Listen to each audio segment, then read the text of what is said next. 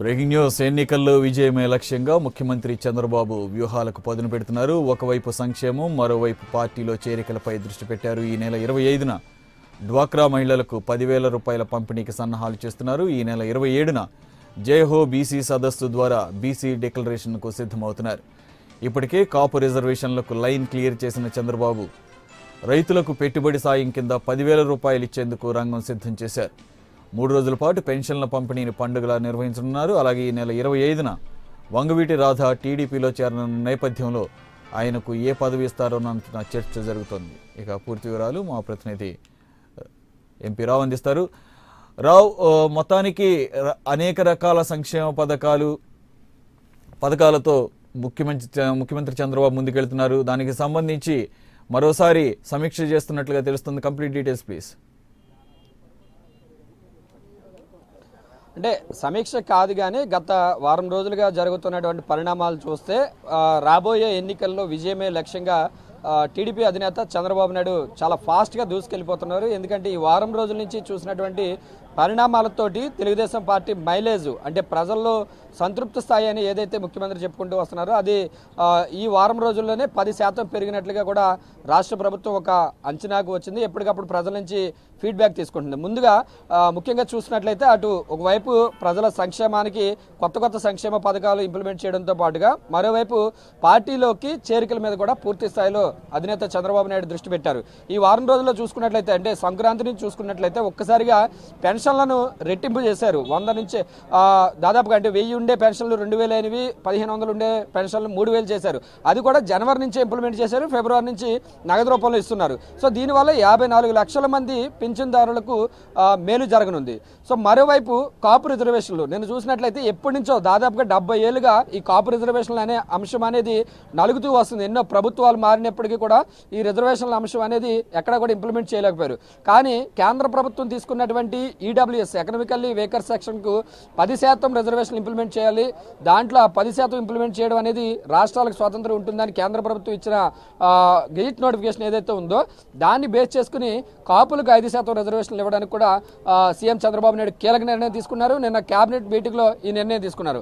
అంటే కాపు సామాజిక వర్గానికి ఎప్పటి నుంచో ఇబ్బంది పెడుతున్నటువంటి ఈ రిజర్వేషన్ల అంశము దాదాపుగా క్లియర్ అయిపోయింది. త్వరలోనే దీని మీద జీవోలు కూడా తీసుకొస్తామని చెప్పి కూడా టీడీపీ నేతలు చెప్తున్నారు. సో ఓవైపు కాపుల సంక్షేమము, అటు పెన్షన్దారుల సంక్షేమం మీద పూర్తి స్థాయిలో దృష్టి పెట్టారు. ఈ నెల 27 చూస్తే జైహో బీసీ సభ ఇది డిసెంబర్లో జరపాలనుకున్నారు. కానీ పెద్ద ఎత్తున ఈ సభ నిర్వహించే దాంట్లో భాగంగా ముందుగా నియోజకవర్గాల వారీగా బీసీ సభలు నిర్వహించారు. 27న రాజమండ్రిలో జయహో బీసీ సభ ద్వారా బీసీలకు సంబంధించి కీలక ప్రకటనలు చేసే దిశగా కూడా సీఎం చంద్రబాబు నాయుడు ముందుకు వెళ్తున్నారు. అదే రోజు బీసీ డిక్లరేషన్ కూడా సీఎం చంద్రబాబు నాయుడు అనౌన్స్ చేయనున్నారు. మరోవైపు ఈ నెల 25వ తేదీన డ్వాక్రా మహిళలు దాదాపుగా 90 లక్షల మంది ఉన్నటువంటి డ్వాక్రా మహిళలకు పసుపు కుంకుమ పథకం 2వ విడత కింద ఒక్కో మహిళకు 10,000 రూపాయల చొప్పున చెల్లించేందుకు ఆర్థిక సహాయం అందించేందుకు కూడా సీఎం చంద్రబాబు నాయుడు కీలక నిర్ణయం తీసుకోబోతున్నారు. అదే రోజు డ్వాక్రా మహిళలతో రాష్ట్రంలోని 3 ప్రాంతాల్లో భారీ సభలు ఏర్పాటు చేసి ఈ కొత్త పథకాన్ని అనౌన్స్ చేయబోతున్నారు. అంటే అటు మహిళలు, పెన్షన్దారులు, కాపులు,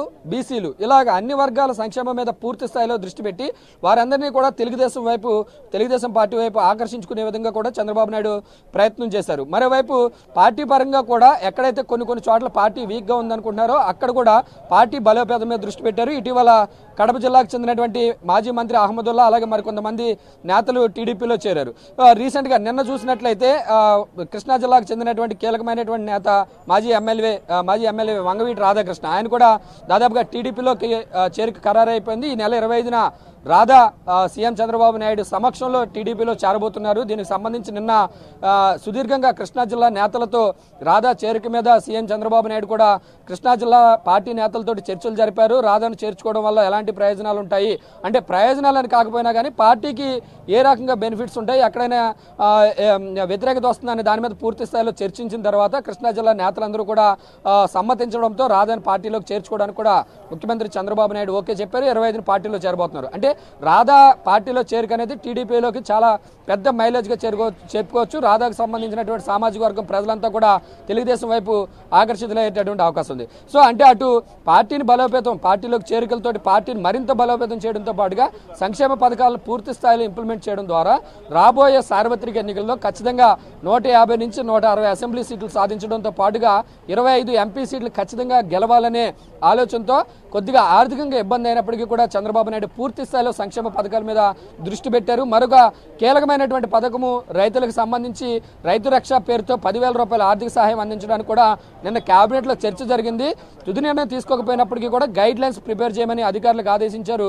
వచ్చే వారంలో మరోసారి కేబినెట్ భేటీ జరుగుతుంది. ఆ కేబినెట్లో ఈ రైతులకు సంబంధించి కూడా 10,000 రూపాయల ఆర్థిక సహాయం, పెట్టుబడి సాయం అందించడం మీద కూడా కీలక ప్రకటన చేయనున్నారు. సో అన్ని రకాలుగా కూడా రైతులు, వృద్ధులు, మహిళలు, బీసీలు, కాపులు అన్ని కులాల వారితో పాటుగా అన్ని వర్గాల వారిని కూడా ఆకర్షించే విధంగా ఈ దాదాపు ఈ వారం 10 రోజుల నుంచి తెలుగుదేశం పార్టీ అధినేత చంద్రబాబు నాయుడు తీసుకుంటున్నటువంటి నిర్ణయాలు ఖచ్చితంగా పార్టీకి చాలా అడ్వాంటేజ్ అవుతున్నాయి, చాలా మంచి మైలేజ్ని తీసుకొస్తున్నాయి.